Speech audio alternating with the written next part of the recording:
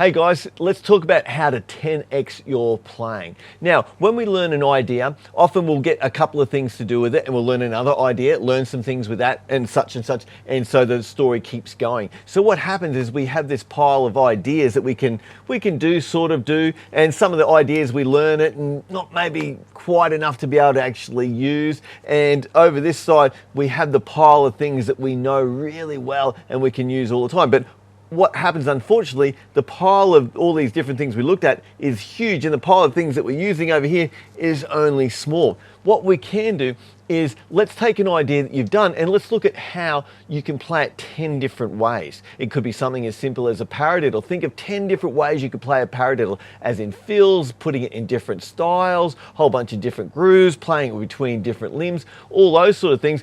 And then all of a sudden, you've got 10 ideas out of this one concept of a paradiddle.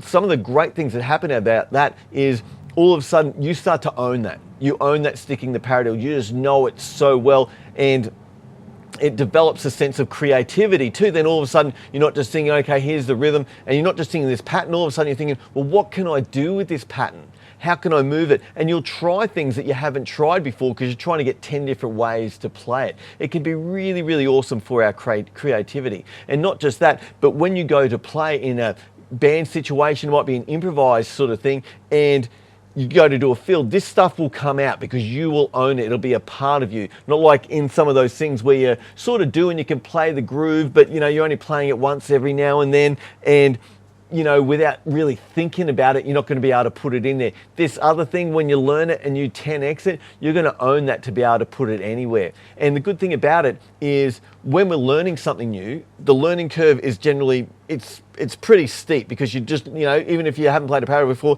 it's pretty steep. You've got to go up there. But once we sort of get it, it's sort of like, oh, okay, this is easier. And then just learn all these things on it. So if you're putting in all that work to get up there and just get the core pattern, then just put in a little bit extra and get creative with it and really own it. Take it to the next level, 10 times it. Cool, guys. Anyway, bit of food for thought there. Let me know in the comments what that you would like to 10 times and 10 different ways you can play it. Cool, guys. Thanks.